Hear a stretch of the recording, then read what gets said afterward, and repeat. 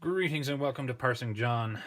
We are on the last verse of this paragraph. Today we're going to take a look at chapter 1, verse 18, and that'll tie this off, which means video after next one naturally being Latin, verse 18, we're going to get to compared our Greek and Latin texts. Okay, let's get into it.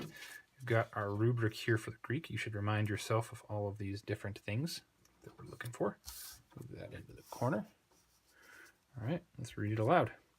Theon udes heoraken popute, I should say, monogenes theos ho on eiston klopon tu patros akeinos exegesato.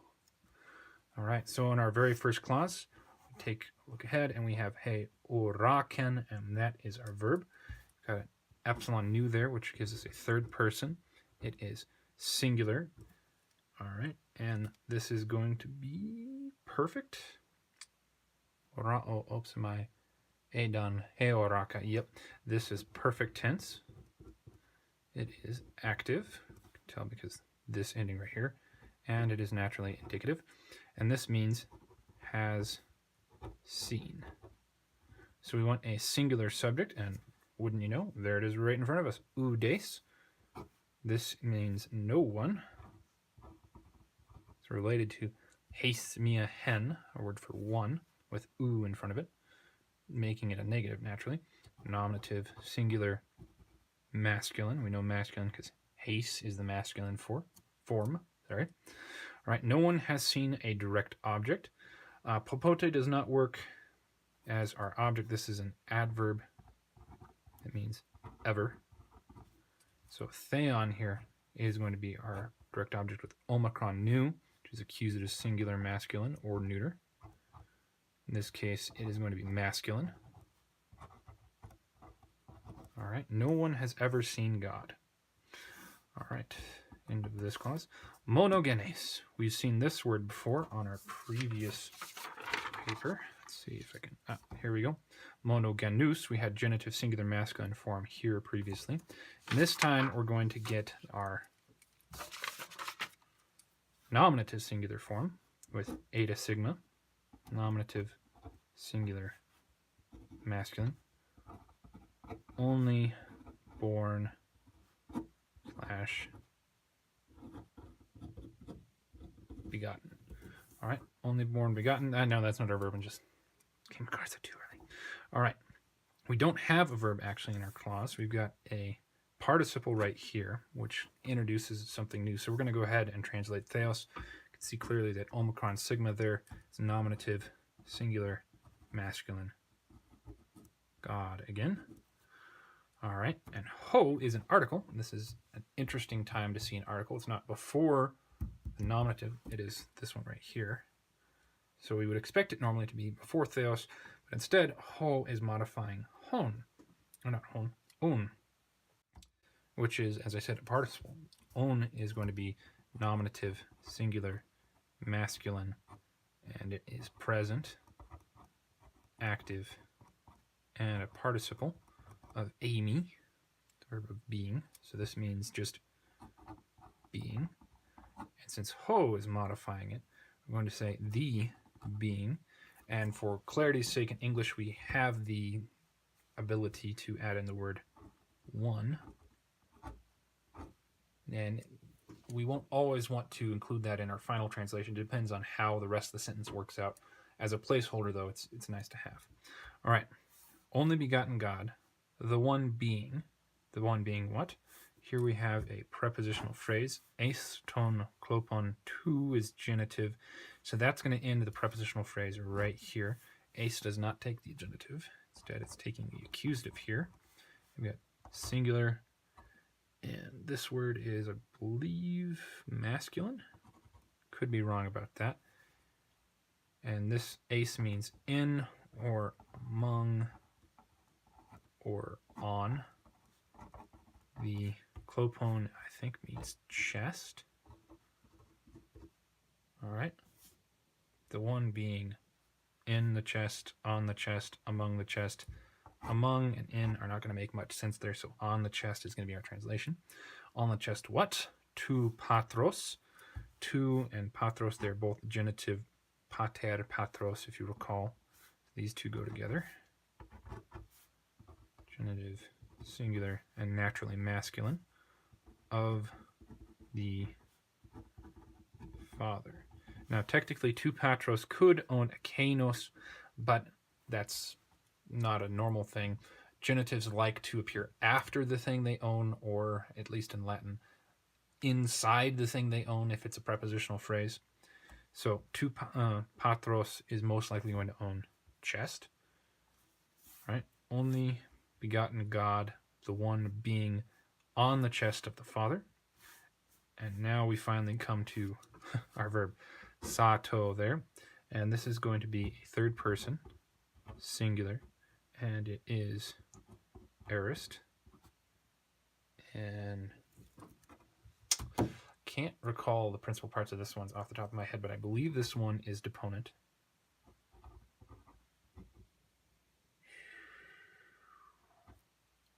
Could be wrong about that. And it is indicative. And this one means reveal. And so you've got aorist, de. Okay. So we want a singular subject. We do have that here with hoon, theos, monogenes. We've also got a kainos. Kainos here has omicron sigma, which is the nominative singular masculine form of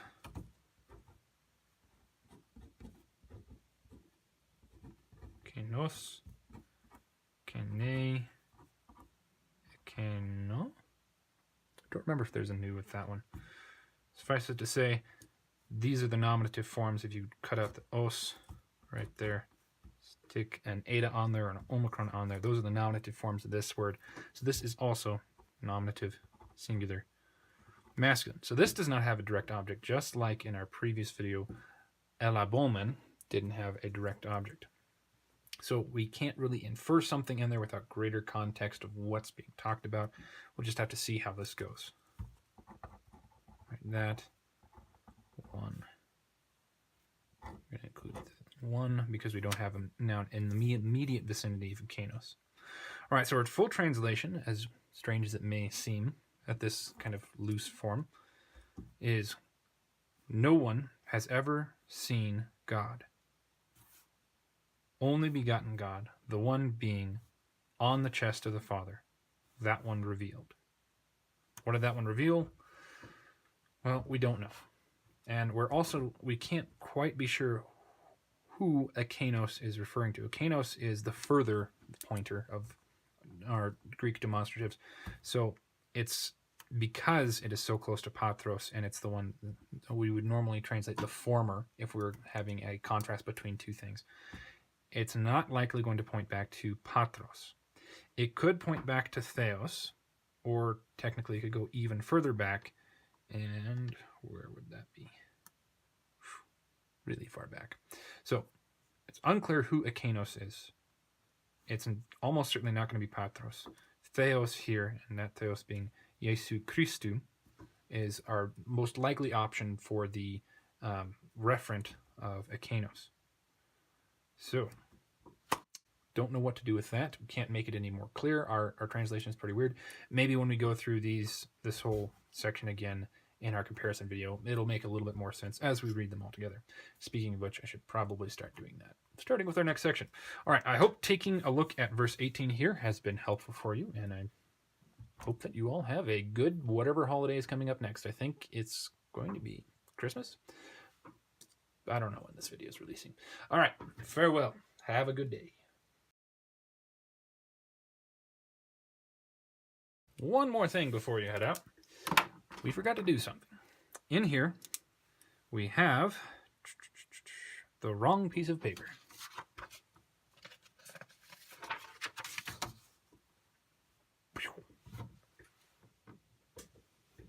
One more thing before you head out. There is something we forgot to do. All right, so in this, we have two instances of proper nouns, theon and monogenes theos, which don't have articles. And if you recall, we said whenever we came across that, especially involving this word, we would take a look at how they translate depending on two different options. All right, so our first one if we translate this with an indefinite article or without an article period, as we find it, we have our two different translations. No one has ever seen a god, or no one has ever seen God. Both of those are technically possible. No one has ever seen a god seems reasonably logical. It's the same idea essentially as no one has ever seen God, except a god allows for the possibility of more than one god. All right, let's take a look at our next one. Monogenes theos ex egesato. Right. A only begotten God revealed, or only begotten God revealed. And in the whole context of this whole passage, let's take a look at both of those. All right. With the indefinite article, so the more polytheist, if you will, translation, no one has ever seen a God. A only begotten God, the one being on the chest of the Father, that one revealed. Or, like we translated it earlier, no one has ever seen God, only begotten God, the one being on the chest of the Father, that one revealed. Okay, so not a huge difference between the two of them in this instance, but you'll note that if we use an indefinite article with this one, then kind of negates the entire idea of mono right there, only, and how it was spoken about earlier in, here we go, right there. This also we should have then translated as a only begotten. So really the idea is if we put the indefinite article here, this passage teaches polytheism. If we don't, then it has internal consistency with everything we've gone before, where we know we have a definite only begotten person, Jesu Christu here, and we have a definite God from verses 1 and verse 2. So the indefinite article confuses this word right here and this passage right here, a only begotten. Does that imply that there's more than one Jesu Christu or not? But this one, no, not that one. This one right here could be with the indefinite article. It's just, if you're going to treat articles one way in one passage, you ought to treat them the exact same way every time you find them in that form with that word. So in verse 2, we had just theos without an article. So every time thereafter, if we put an indefinite article right there, we really ought to do it with every other occurrence of this word where there isn't a definite article, like ho. So these are two instances of that. And right here with monogenes theos, crashes and burns. Here, it's still technically functional. All right, there was another thing that I just remembered, and that's certain versions of the text where we have theos right here. Certain versions have huios. Don't remember where the accent is. Huios, which is the word for son. Certain of them, not all. My Greek version of this text has theos. Perseus says theos. So that's what I put on the paper. Just wanted to make sure that I wrote that in. Didn't leave it out. Sorry for the extra long video today. Farewell for real now.